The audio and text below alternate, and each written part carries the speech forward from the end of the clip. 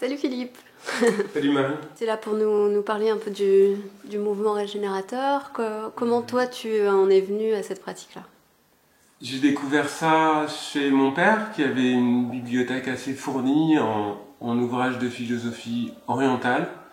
Mon père il faisait de l'aïkido et il avait un livre de Ichio Tsuda. Et donc je l'ai lu quand j'avais 15 ans et en fait ça m'a interpellé. Et j'ai cherché dans l'annuaire pour voir si ce monsieur Tsuda était encore en vie à cette époque. On était en 98 et j'ai vu dans l'annuaire dojo Ichio Tsuda, c'était à côté de chez moi. Donc c'était un dojo où Régis Soavi enseignait et c'est là que j'ai commencé à pratiquer d'abord l'aïkido et puis ensuite le Katsuga Nundo. Qu'est-ce que ça a déclenché chez toi au moment où tu as découvert cette pratique? Moi j'ai mis du temps à rentrer dans cette pratique. Je comprenais pas très bien en fait de quoi il s'agissait au début. Maintenant, ma manière de la sentir, ma manière de l'envisager, ma manière de pratiquer, elle a bien sûr énormément évolué au bout de 20 ans. Aujourd'hui, pour moi, c'est une position philosophique vis-à-vis de la vie, ne pas chercher à contrôler, mais être ouvert aux choses qui demandent à se faire. Ici, pour moi, le mouvement, c'est quelque chose en rapport avec l'écologie corporelle, on va dire, et les besoins physiques, les besoins physiologiques. Et c'est un respect d'une part de soi qui... C'est ne pas chercher à avoir du contrôle sur soi, mais aller dans le sens de se laisser vivre. Et c'est une pratique qui m'intéresse beaucoup parce que je pense que c'est une posture assez viable vis-à-vis de la vie sur le long terme et que dans beaucoup de positions philosophiques, on cherche à contrôler, à maîtriser, à diriger, à conduire, etc. Et là, c'est une position d'ouverture, d'accueil où on prend l'habitude de laisser les choses se faire, d'écouter ses besoins et de les respecter et de les laisser advenir, de les laisser se faire. Du coup, tu sens que toi, tu es plus à l'écoute de tes besoins à toi, de par cette pratique. Oui, je suis beaucoup plus à l'écoute de mes besoins à moi. Pour moi, ça n'a pas été forcément évident parce que écouter ce qui se passe à l'intérieur quand on est dans une société où on est toujours pas stimulé de plein de manières et où on n'est pas amené à développer sa sensibilité, hein, parce que le monde du travail aujourd'hui en France en 2018, c'est pas un monde où tu dois respecter ta sensibilité. Donc c'est une démarche un peu différente de prendre l'habitude d'écouter ce qui se passe à l'intérieur et d'être disponible à cette part de soi qui est son intériorité.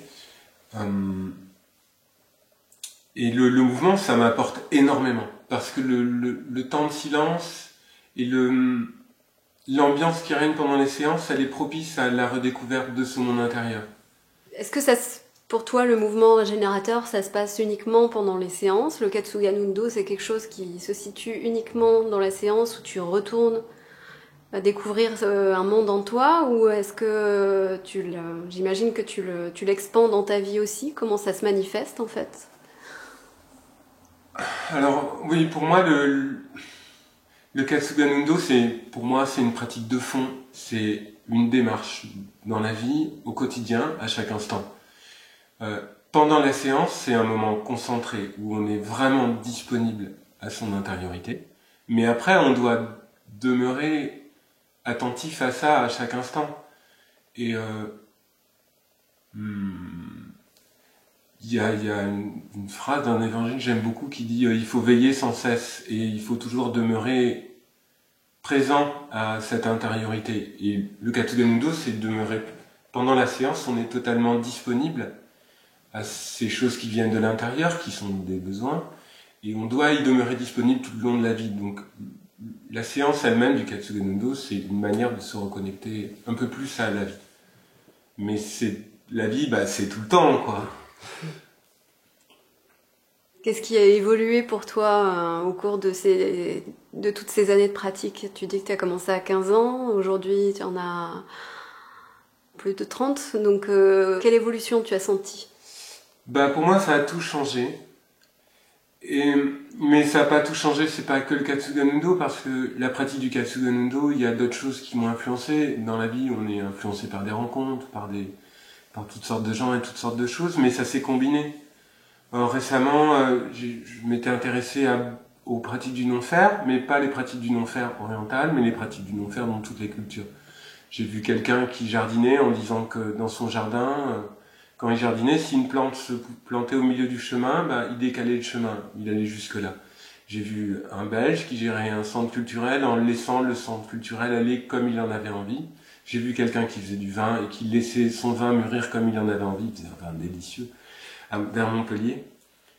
Et ça s'est mélangé avec moi. J'ai réinterprété ma pratique du Katsuganundo par rapport à des rencontres que j'ai fait à droite à gauche. J'ai rencontré un musicien qui m'a dit en musique, on fait ce qu'on veut. Si on a envie d'aller à gauche, on peut aller à gauche. Si on a envie d'aller à droite, on peut aller à droite. Et pour moi, le Katsuganundo, c'est bouger comme on en a envie. Si on a envie de s'étirer à gauche, on peut. Si on a envie de s'étirer à droite, on peut. Si on a envie de pas s'étirer, on peut ne pas. On peut bouger, c'est comme on en a envie, on est libre. Donc moi, la vie, elle m'a appris sur le Katsuganundo il m'a appris sur la vie, et ça a été un mélange. Mais en tout cas, le Katsuganundo, pour moi, en tant que c'est une pratique du non-faire, ça m'a fait beaucoup réfléchir à beaucoup de choses. Et c'est vraiment quelque chose qui m'a beaucoup apporté, oui. Oui, tu parlais de liberté. Tu te sens dans quel sens tu te sens plus libre? Pour moi, la liberté, c'est quelque chose qu'on expérimente. Et il y a une idée que j'aime bien, que moi je propose, si je dis, par exemple, on mange ce qu'on veut à table. Si tu as envie de manger de la salade, tu manges de la salade, du saumon, enfin ça dépend de ton budget, du pain, du riz. C'est comme on en a envie. On peut aussi ne pas manger, même s'il y a un plat succulent qui va être, mettons, une gigue de chevreuil grand veneur avec de la crème fraîche, les érelles, un délicieux vin rouge, peut-être on a juste envie d'un verre d'eau et d'une pomme. Alors on fait ce qu'on veut. Et si on pense pas en termes de valeur mais qu'on pense de besoin, l'idée de liberté, elle est beaucoup plus, je trouve qu'elle est beaucoup plus intéressante. Le mouvement, il nous reconnecte à nos besoins vrais, nos besoins profonds. Et alors la liberté, on se sent libre de faire comme on en a envie. Et je me sens plus libre aujourd'hui et c'est plus épanouissant. Le Katsuganundo, ça m'a aidé là-dessus, mais pas que, parce que c'est aussi des gens que j'ai rencontrés ailleurs, etc., qui me nourrissent à cette réflexion.